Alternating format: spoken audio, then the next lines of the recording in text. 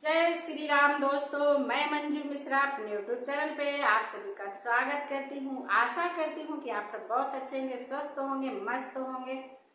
दोस्तों, आज मैं आप लोगों को एक बहुत प्यारा सा हंसी मजाक की नाच गीत सुनाने जा रही हूँ। हमारी ये नाच गीत कैसे लगी कमेंट में जरूर बताना और अपनी बहन को ढेर सारा प्यार आशीर्वाद देना। जय श्री राम।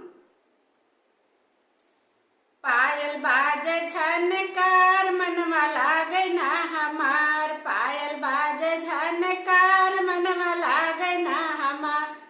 कहिया अइबा दिलदार नई हरवा में, कहिया अइबा दिलदार नई हरवा में।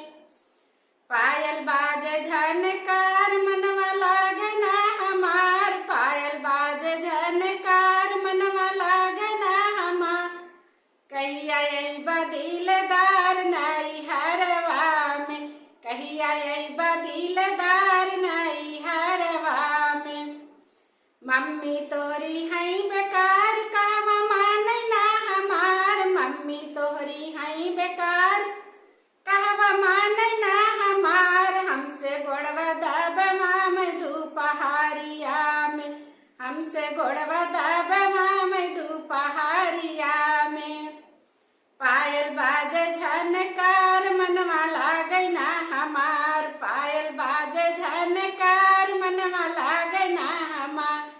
कहिया अइबा दिलदार नई हरवा में, कहिया अइबा दिलदार नई हरवा में। भाभी तोरी हई बेकार कहवा माने ना हमार, भाभी तोरी हई बेकार कहवा माने ना हमार। हमसे रोटिया बनवा में दोपहरिया में, हमसे रोटिया बनवा में दोपहरिया में।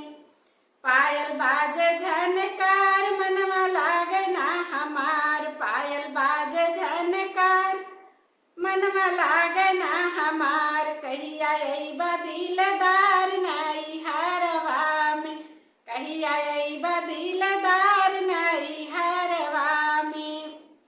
बहिनी तोरी हई बेकार कहवा माने ना हमार, बहिनी तोरी हई बेकार कहवा माने ना हमार। हमसे पनिया भरवा में दोपहरिया में, हमसे पनिया भरवा में दोपहरिया में।